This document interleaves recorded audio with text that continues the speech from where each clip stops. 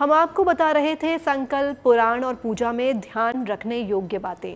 धर्मशास्त्री मानते हैं कि पूजा करने से पहले मन, कर्म और वचन से भी शुद्ध होना चाहिए, तभी संकल्प की सिद्धि हो सकती है। चलिए अब आपको बताते हैं कि पूजा के बाद परिक्रमा का क्या महत्व है और परिक्रमा करने के लाभ क्या क्या हैं।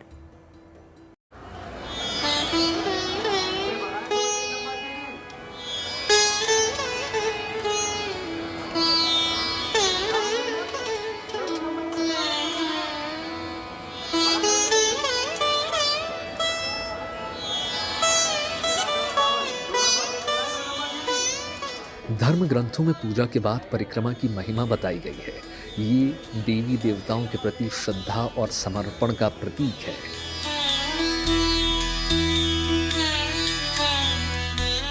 परिक्रमा करने से सकारात्मक ऊर्जा मिलती है, मन शांत होता है और नकारात्मकता दूर हो जाती है।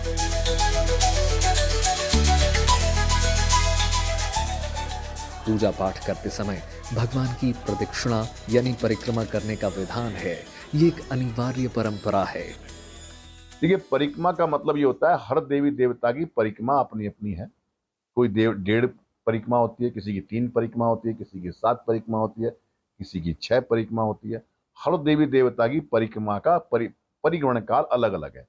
या आप इसी प्रकार से समझ लीजिए, जैसे सूर्य मध्य के अंदर है, उसके चारों तरफ ग्रह घूमते रहते हैं। यह परिक्रमा वहीं से प्रारंभ हुई। यह परिक्रमा भगवान गणपति प्रारंभ हुई जब उन्होंने कहा पूरी पृथ्वी का एक चक्कर लगा कर आओ। यदि आप पहले आ गए, आपको जो है हम प्रथम पूजनीय जो है देव बना देंगे। तो ये परिक्रमा वहीं से प्रारंभ हुई है। और इसमें परिक्रमा का मतलब हुआ कि हम संपूर्ण रूप से वो आपको समर्पित करते हैं और हम चारों तरफ से, चारों दिशाओं की ओर से आपको जो है प्रणाम करते हैं।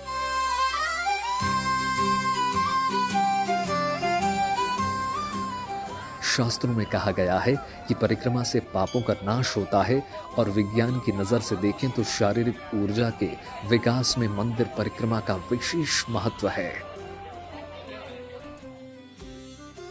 परिक्रमा का महत्व भगवान की मूर्ति और मंदिर की परिक्रमा हमेशा दाहिने हाथ की ओर से शुरू करें। प्रतिमाओं में मौजूद सकारात्मक ऊर्जा उत्तर से दक्षिण की ओर प्रवाहित होती है। बाएं हाथ की ओर से परिक्रमा करने पर सकारात्मक ऊर्जा से शरीर का टकराव होता है। इस वजह से परिक्रमा का लाभ नहीं मिल पाता। दाहिने हाथ का अर्थ दक्षिण भी होता है। इस कारण से परिक्रमा को प्रदक्षिणा भी कहा जाता है। सूर्य देव की 7, श्री गणेश की 4 परिक्रमा करें। भगवान विष्णु और उनके सभी अवतारों की 4 परिक्रमा करें। देवी दुर्गा की 1, हनुमान जी की 3, शिव जी की आधी प्रदक्षिणा करने का नियम है।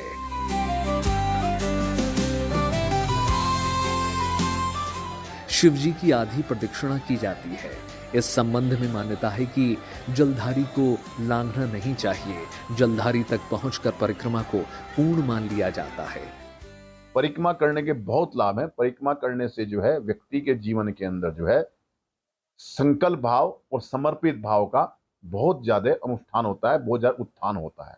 तो जो लोग परिक्रमा करते हैं भगवान की, जो परिक्रमा करते हैं माँ बाप की, जो परिक्रमा करते हैं अपने गुरु की, उनको संसार में कोई भी कार्य ऐसा नहीं है जो वो ना कर पाए। सब कुछ संभव उनके लिए हो जाता है।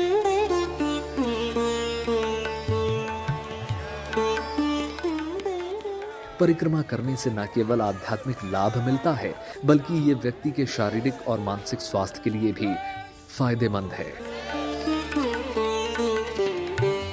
तो आप भी ईश्वर की भक्ति करके अपने जीवन को उत्तम बना सकते हैं।